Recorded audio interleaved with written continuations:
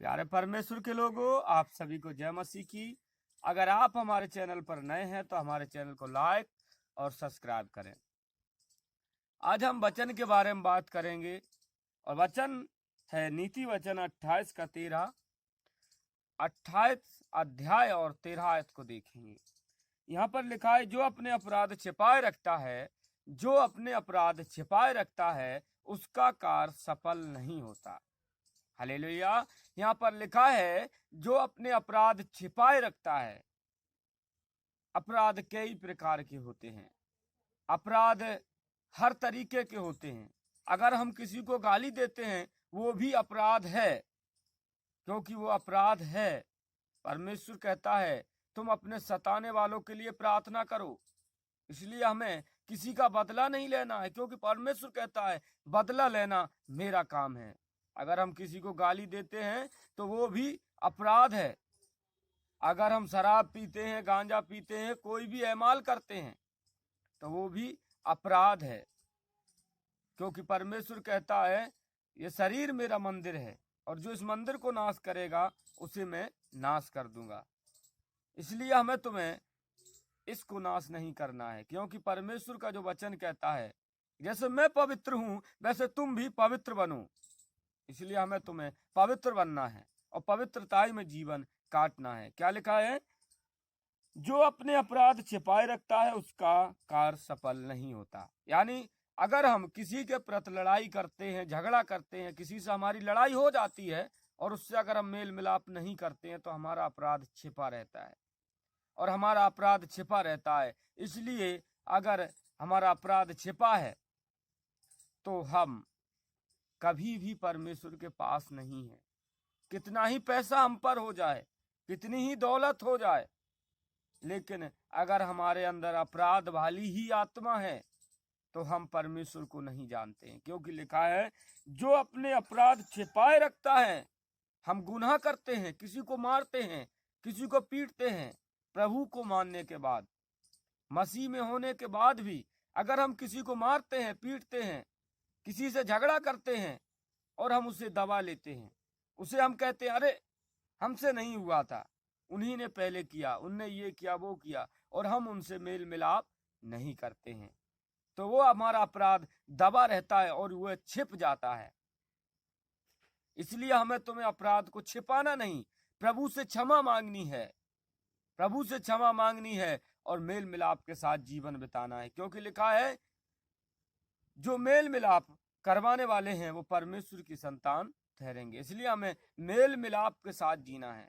Mail मिलाप, जहां पर लड़ाई झगड़े हैं वहां पर पहली बात तो हमें मेल मिलाप करवाना है, और जिससे लड़ाई झगड़ा भी हो वो भी अपना मेल मिलाप करे, क्योंकि परमेश्वर ने कभी किसी से लड़ाई झगड़ा नहीं किया। लोग उन्हें सताते थे, मारते थे, काटते थे और उन्हें उल्टी बातें कहते थे, फिर भी उसने जो है सबको क्षमा किया। जब अंत में क्रूस पर उन्होंने अपनी जान दी, फिर भी परमेश्वर ने कहा, हे पिता, ये नहीं जानते कि ये क्या कर रहे हैं, इन्हें क्षमा कर। इसलिए हमें तुम्हें क्षमा करना है। जब हम किसी को क्षमा करेंगे तब परमेश्वर हमें क्षमा करेगा।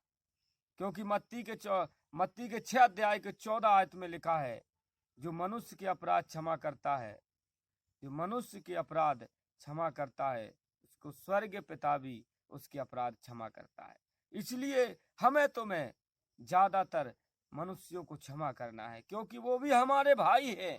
जो वचन को नहीं जानते उन्हें वचन को बताना है, और जो जानते हैं उन्हें वचन को नहीं, वचन के द्वारा बताना है अगर वो गलत चलते हैं तो। हालेलुया। आगे लिखा है, परंतु जो उसको मान लेता है। हालेलुया। अगर हम अपने अपराध को मान लेते हैं, अगर हमसे कोई भी अपराध हुआ है, किसी भी भाई से मेल मिलाप नहीं करते या किसी भाई से हमारा झगड़ा हुआ है, अगर हम उसे मान लेते हैं, मान लेता और उसे छोड़ भी देता है, अगर हम उसे मान भी लेते हैं और उस अपराध, जो अपराध हमसे हुआ है उस अपराध को हम छोड़ भी देते हैं, उस पर दया की जाएगी, उस पर परमेश्वर दया करेगा। हालेलुया। इसलिए हमें तुम्हें ज्यादातर क्षमा करना है। अगर हम क्षमा करेंगे तभी हम क्षमा पा पाएंगे। और अगर हम क्षमा नहीं करेंगे तो हम क्षमा नहीं हो पाएंगे, क्योंकि परमेश्वर का वचन है दो धारी तलवार की तरह है। अगर हम पैसे में बढ़ गए हैं, दौलत में बढ़ गए हैं, हम पर पैसा काफी हो गया है, हम ये सोचते हैं कि अरे हम पर बहुत पैसा है, अब तो हम अपना जीवन काट लेंगे, लेकिन गैर किसी के मेल मिलाप के, गैर किसी के संग साथ के हम अपना जीवन नहीं काट सकते हैं। क्योंकि परमेश्वर ने भी, जब प्रभु यीशु मसीह इस धरती पर हमारे तुम्हारे बीच में आए थे, तो उनने भी अपने लिए 12 शिष्यों को चुना और सबको नाम दिया और सबको अपने अपने नामों के हिसाब से उन्होंने पुकारा। इसलिए हमें तुम्हें मेल मिलाप और एकता के साथ जीवन काटना है, जीवन बिताना है। इसलिए अगर हमारे से कोई भी अपराध होता है तो उसकी हम परमेश्वर से क्षमा मांगे। अगर हमारी किसी से लड़ाई हुई है, झगड़ा हुआ है, तो हम उसे दबाएं नहीं, क्योंकि अपराध हमारा छिप जाता है।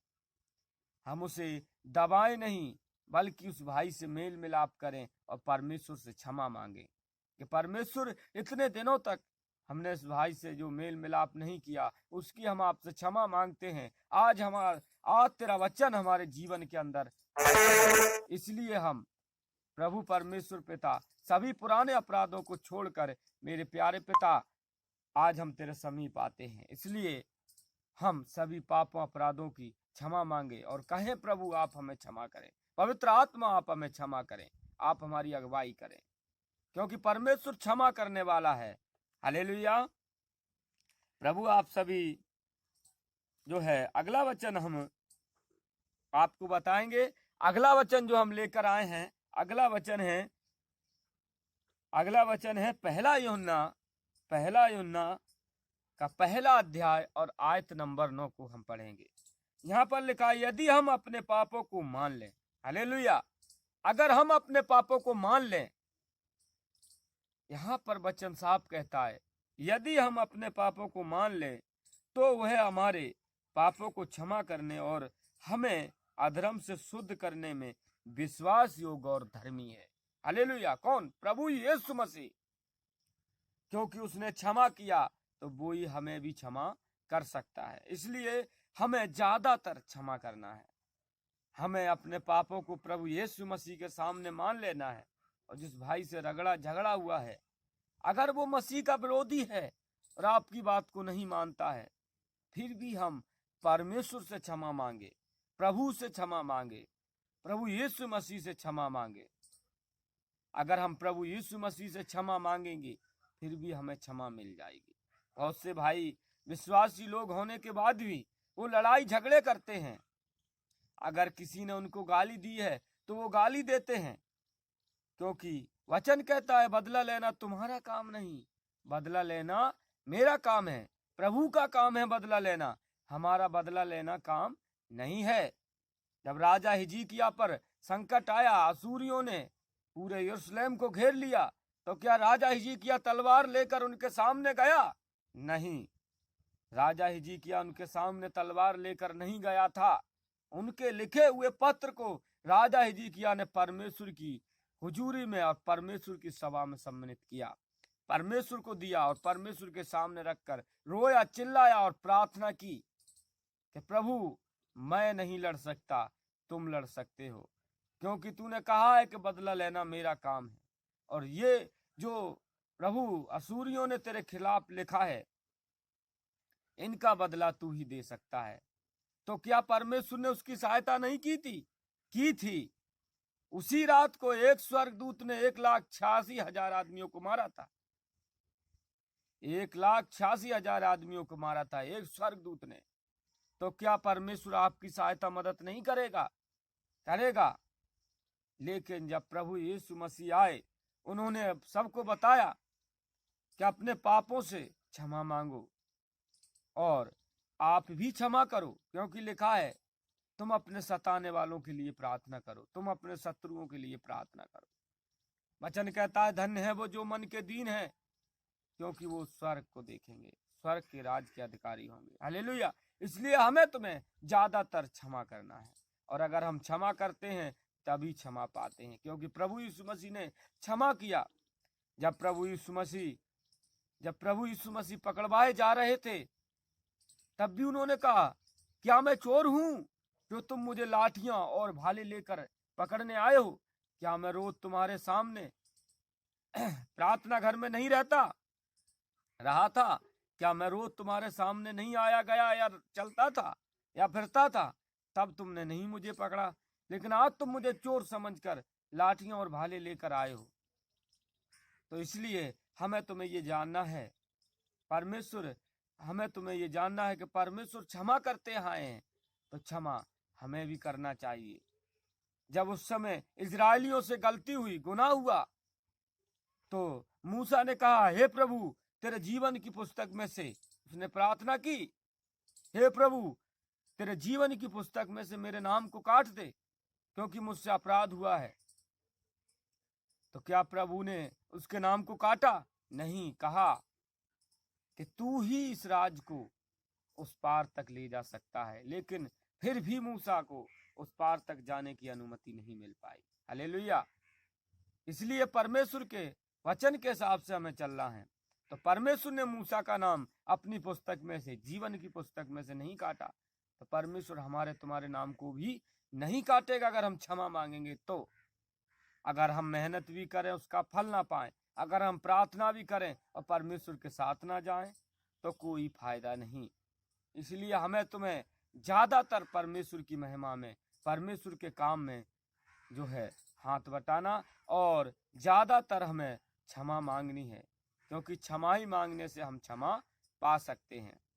लिखा है, यदि हम अपने पापों को मान लें तो वह हमारे पापों को क्षमा करने और हमें सब अधर्मों से शुद्ध करने में विश्वास योग्य है।